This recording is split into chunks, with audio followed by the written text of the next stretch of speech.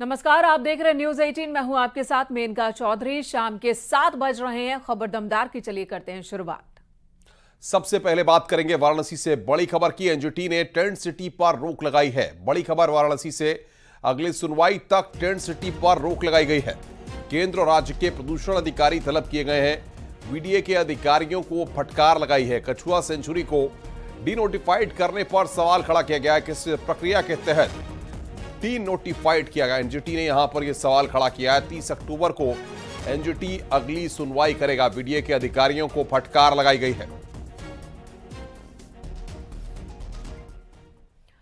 उधर प्रतापगढ़ में मदरसा के पूर्व मौलाना पर नाबालिग लड़की को लेकर फरार होने का आरोप लगा है। लड़की के पिता की तहरीर पर पुलिस ने केस दर्ज किया है। मौलाना की पत्नी भी पुलिस से न्याय की गुहार लगा रही हैं। मामला आसपुर देवसरा क्षेत्र का है। आरोप है कि जिस मदरसे में मौलाना पढ़ाता था, उसी में पढ़ने वाली छात्रा को बहला फुसलाकर अपने साथ ले गया। ये थाना क्षेत्र आसपुर देवसरा में इस आशय की सूचना प्राप्त हुई है और इस पर बालिका के पिता के द्वारा दी गई तहरीर के आधार पर अभियोग पंजीकृत कर लिया गया है और नामित अभियुक्त की तलाश में हमारी टीमें लगी हुई है। शीघ्र ही गिरफ्तारी करके विधिक कार्रवाई की जाएगी। आगे बढ़ते हैं। आगरा विकास प्राधिकरण ने अवैध रूप से बनाई जा रही अवैध कॉलोनी पर बुलडोजर चलाया है। 7,500 वर्ग मीटर जमीन पर यह अवैध कॉलोनी बनाई जा रही थी। कई नोटिस के बाद यह कार्रवाई हुई है। आगरा के इनर रिंग रोड के पास यह कॉलोनी विकसित की जा रही थी।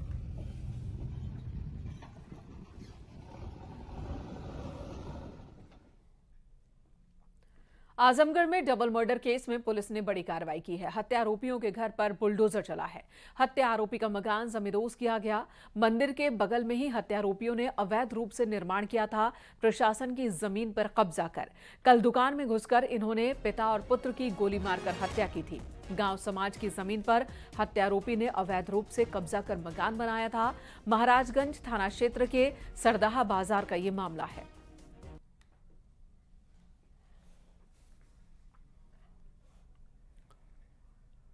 यूपी सरकार अवैध निर्माण पर बुलडोजर चलाकर उसे ध्वस्त कर रही है। अब आपको दो जगहों की तस्वीरें दिखाते हैं।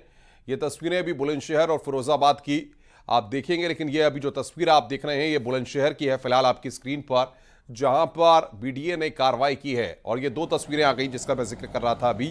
पहली तस्वीर बुलंदशहर की और दूसरी फिरोजाबाद की। इन दोनों तस्वीरों को आप देखिए। बुलंदशहर में बीडीए ने अवैध रूप से बसाई जा रही 2 कॉलोनियों पर बुलडोजर चलाया है। 20 बीघा और 8 बीघा क्षेत्रफल में ये अवैध कॉलोनियां काटी जा रही थी। आरोप के मुताबिक खुर्जा इलाके में NH 91 बाईपास पर अवैध रूप से अवैध कॉलोनियां बसाई जा रही थी। उधर फिरोजाबाद में स्मार्ट रोड चौड़ी करने के काम में बाधा बन रहे सामुदायिक शौचालय और बायोगैस प्लांट को ध्वस्त किया गया। पीडब्ल्यूडी की ओर से कार्रवाई की गई है।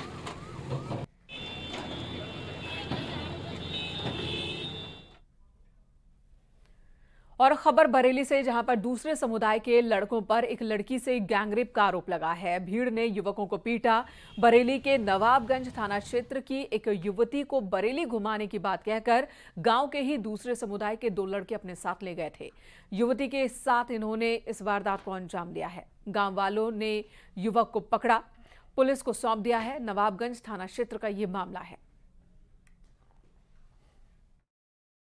जी, नवाबगंज थाना क्षेत्र अंतर्गत एक नवयुवती को 2 युवकों द्वारा बहला फुसलाकर और उसके साथ यौन संबंध बनाने का एक घटना प्रकाश में आई है।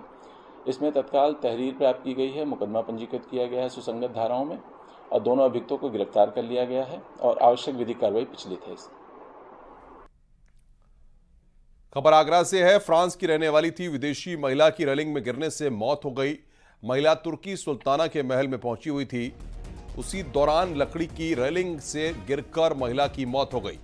फतेहपुर सीकरी शाही स्मारक का यह पूरा मामला है। काफी देर तक विदेशी महिला वहां पर बेहोश रही। आगरा की यह तस्वीरें इस वक्त हम आपको दिखा रहे हैं। रेलिंग से गिरी विदेशी महिला पर्यटक और उसकी मौत हो गई।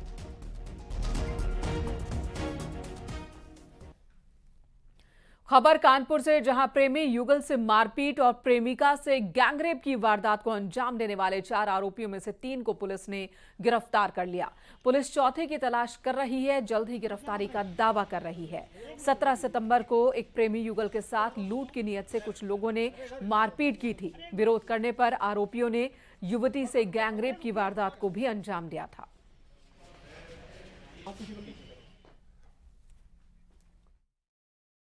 देखिए, दिनांक 17 सितंबर 2023 को थाना सेन पश्चिम पारा क्षेत्र से एक सूचना प्राप्त हुई कि एक युवक और युवती के साथ थाना सेन पश्चिम पारा के एक इलाके में लूट की घटना हुई है। इस पे तत्काल स्थानीय पुलिस के द्वारा रिस्पॉन्ड किया गया और वहां जाकर उन दोनों से बात की गई, जिसमें कि तत्काल अभियोग पंजीकृत करके अभियुक्तों को ढूंढने का प्रयास किया गया। इसमें पीड़िता ने अगले दिन आकर ये बताया कि उसके साथ उन अभियुक्तों ने रेप की घटना भी साबित की है, जिसमें कि माननीय न्यायालय के समक्ष धारा 164 के बयान करवाकर अभियोग में धारा 376D की बढ़ोतरी की गई। खबर ज्ञानवापी से जुड़ी हुई है। ज्ञानवापी के सर्वे में मिले साक्ष्यों के मामले में मुस्लिम पक्ष ने कोर्ट के फैसले पर आपत्ति दाखिल की है। दाखिल याचिका पर जिला जज के समक्ष सुनवाई हुई। मुस्लिम पक्ष ने जिलाधिकारी के अंडर में संरक्षण करने पर आपत्ति दाखिल की है। वहीं हिंदू पक्ष ने कहा है कि किसी भी संवैधानिक पद पर नियुक्त अधिकारी साक्ष्यों को संरक्षित करें, हमें कोई आपत्ति नहीं है। बहस के बाद कोर्ट ने मुस्लिम पक्ष के इस आपत्ति पर 26 सितंबर को फैसला देने के लिए तारीख दी है। उनका कहना था कि जिलाधिकारी स्वयं इसमें पार्टी हैं, इसलिए उनके अधीन इसको रखा जाना उचित नहीं है। तो हम लोगों ने कहा भाई न्यायालय के संरक्षण या न्यायालय अगर किसी चीज़ को अपने अधीन रखती है तो उसकी क्या व्यवस्था है, कौन उसको सुरक्षित रखेगा। न्यायालय स्वयं तो कोई संस्था ऐसे है नहीं है जो संवैधानिक संस्था जो स्वयं रखेगी, तो वो किसी न किसी अधिकारी या किसी सक्षम अधिकारी या सक्षम संस्था को ही सुपुर्द करेगी। तो इस संदर्भ में काफ़ी सुनवाई हुई, फैसला जो है मंगलवार के तक के लिए सुरक्षित रख लिया गया है। मुस्लिम समाज आपत्ति ये किया कि बिना सर्वे फीस जमा कराए यह जो है सर्वे किया जा रहा है, सर्वे को और में रुकवाया जाए। इस पर हिंदू पक्ष के अधिवक्ताओं ने इनका जो है माकूल जवाब दिए और उस बारे में डिटेल बात हुई, जिस पर 26 तारीख यानी मंगलवार को इस पर फैसला आने की उम्मीद है और पुनः 28 तारीख को मूल सुनवाई होगी।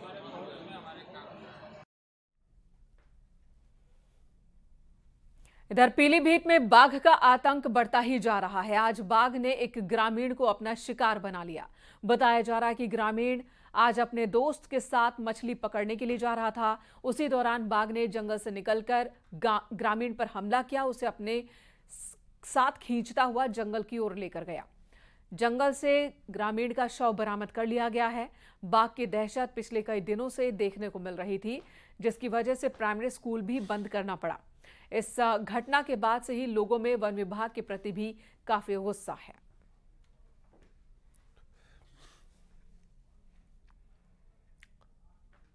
कानपुर के घाटमपुर में सड़क हादसे में एक वनरक्षक की मौत हो गई है। शुगर मिल के पास कानपुर सागर हाईवे पर तेज रफ्तार ट्रक ने वनरक्षक को रौंद दिया, जिससे उसकी मौके पर ही मौत हो गई। वनरक्षक ड्यूटी कर घर वापस लौट रहा था। हादसे के बाद ट्रक ड्राइवर मौके से फरार हो गया है।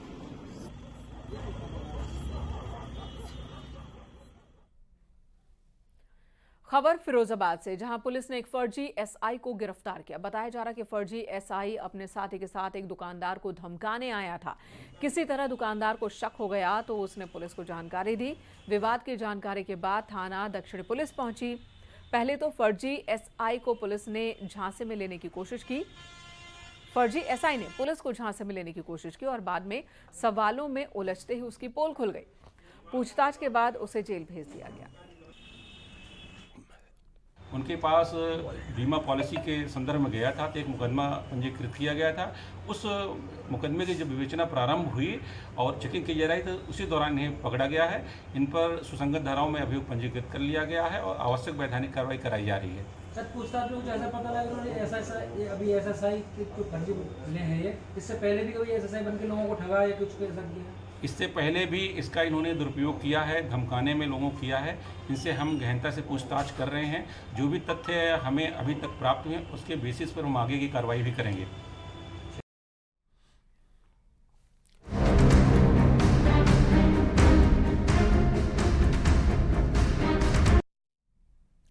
ग्रेटर नोएडा में इंटरनेशनल ट्रेड शो का आयोजन हो रहा है। राष्ट्रपति द्रौपदी मुर्मू ने आपको बता दें कि इस ट्रेड शो का उद्घाटन किया। द्रौपदी मुर्मू ने इस कार्यक्रम के दौरान वहां पर वक्तव्य भी दिया और राज्यपाल आनंदीबेन पटेल और सीएम योगी इस दौरान मौजूद रहे।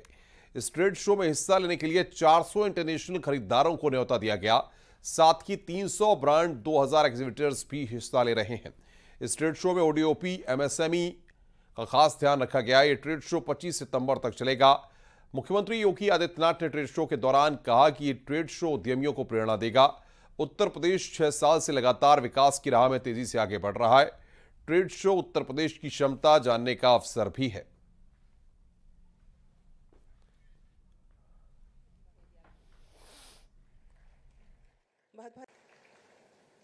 उत्तर प्रदेश को इस अवसर पर जानने, उसकी क्षमता को नजदीक से महसूस करने, यहां की सांस्कृतिक समृद्धि और समृद्ध आध्यात्मिक परंपरा को जानने का भी एक अवसर आप सभी को प्राप्त होगा। क्योंकि यह उत्तर प्रदेश का पहला इंटरनेशनल ट्रेड शो है। स्वाभाविक रूप से इस शो को आयोजित करने के लिए हम सबके सामने चुनौतियां थीं। कैसे लोग आएंगे, कैसे कार्यक्रम आगे बढ़ना है। लेकिन आदरणीय प्रधानमंत्री जी का जो मार्गदर्शन और प्रेरणा थी, जिसके बल पर उत्तर प्रदेश ने पिछले 6 वर्षों में एक बीमारू राज्य से उभर करके आज देश की अर्थव्यवस्था के एक भारत माता की जय, भारत माता की जय, भारत माता की।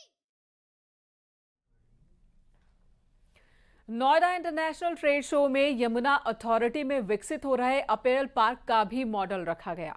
175 एकड़ में अपैरल पार्क बनाया जाएगा, जिसमें रेडीमेड गारमेंट्स के कई महंगे ब्रांड की फैक्ट्री लगेगी। करोड़ों का निवेश होगा यहां और दावा यह है कि इस निवेश के बाद, इन फैक्ट्रियों के यहां पर संचालन शुरू होने के बाद हजारों की संख्या में रोजगार का भी सृजन होगा, जिसका मॉडल यहां पर रखा गया है।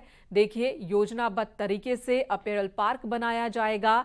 175 एकड़ में करोड़ों की लागत से यह पार्क बनेगा, जहां पर फैक्ट्रियां होंगी, अलग अलग ब्रांड के कपड़ों की ये फैक्ट्रियां होंगी। यहां पर रेडीमेड कपड़े तैयार किए जाएंगे। न सिर्फ यूपी बल्कि देश और विदेश में भी यहां से कपड़ों की सप्लाई होगी। ब्रांडेड कपड़ों की ये फैक्ट्री लगेगी और बड़ी संख्या में लोगों को रोजगार भी मिलेगा, जिसकी झलक आप इस मॉडल में देख सकते हैं। हमारे यहाँ पे नोएडा के अंदर हमारे कोई अप्रॉक्सीमेटली कोई 4000 कारखाने हैं जो अलग अलग जगह दिशा पे हैं और जिसकी 40,000 करोड़ की एक्सपोर्ट है। और हमने बिकॉज वहाँ पे जो अलग अलग बिखरे हुए थे, हमने यहाँ इकट्ठा क्लस्टर बना के यहाँ पे हमने एक अपैरल पार्क बनाया। अच्छा, लोकेशन क्या रहेगी वो भी बता। ये यमुना एक्सप्रेस वे पे सेक्टर 29 के अंदर लोकेटेड है और इसके अंदर कंस्ट्रक्शन स्टार्ट हो गई है और हमारे को 39 प्लॉट्स का पोजीशन मिल गया है। और अच्छा, ये भी कहा जा रहा था ललित जी कि ये पहला ऐसा प्रोजेक्ट है जो ग्लोबल इन्वेस्टर समिट के बाद अब ये अप्रूव होने जा रहा है। हाँ जी, ये अप्रूव फर्स्ट ग्लोबल समिट में इसकी अप्रूवल हुई थी और उसके बाद में प्रधानमंत्री जी ने इसका शिलान्यास किया पीछे। और अब अरुणवीर सिंह सीईओ जो हमारे यमुना अथॉरिटी के हैं, उन्होंने अभी भूमि पूजन किया साथ में। तो 39 लोगों को इन्होंने पोजीशन दे दिया है। बाकी लोगों को भी 15 दिन के अंदर देने वाले हैं और बाकी जो बचा हुआ 2 महीने के अंदर खत्म हो जाएगा। आगे बढ़ते हैं। लखनऊ में सड़क पर दिखे गड्ढे को लेकर सीएम योगी आदित्यनाथ ने नाराजगी जताई थी। अब इस मामले में अधिकारी अलर्ट हो गए हैं। लखनऊ में एलडीए, नगर निगम, पीडब्ल्यूडी और एनएचएआई के अधिकारियों की समन्वय समिति बनाई गई है। दिवाली तक शहर के सभी गड्ढे भरे जाएंगे। जिलाधिकारी लखनऊ ने एक नंबर भी जारी किया है, जिस पर आम जनता अपने इलाकों के गड्ढों की तस्वीर और लोकेशन को शेयर कर सकती है। जिलाधिकारी सूर्यपाल गंगवार जी हैं, उनसे जान लेते हैं। सर, ये अभियान क्या है, क्या रोड मैप आप लोगों ने बनाया है, क्या कोई नंबर भी जारी किया जा रहा है? सर, लखनऊ में मल्टीपल एजेंसीज हैं जो कि रोड्स के निर्माण का और उनके रखरखाव का कार्य करते हैं। उनमें एक अंतर्विभागीय कोऑर्डिनेशन जिला प्रशासन के स्तर से किया जा रहा है। सबसे पहले उन सभी सड़कों का सर्वे कराया जा रहा है। वनवास के दौरान जिन जिन जगहों से भगवान राम गुजरे थे उन सभी जगहों पर श्री राम स्तंभ लगाया जाएगा। वाल्मीकि रामायण में बताए गए सभी जगहों पर श्री राम स्तंभ लगाने की तैयारी है। इसमें उन जगहों की महिमा का भी वर्णन होगा। स्तंभ के ऊपर क्षेत्रीय भाषा में उसका मतलब भी लिखा होगा।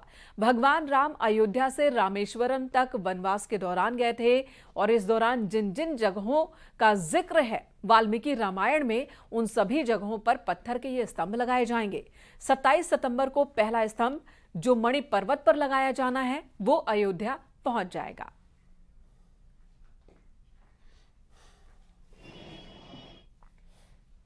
भगवान राम अयोध्या से रामेश्वरम तक अपने वनवास काल में जहां जहां गए उन स्थानों पर एक पत्थर का स्तंभ उस स्थान का वर्णन वाल्मीकि रामायण के आधार पर जो लिखा है।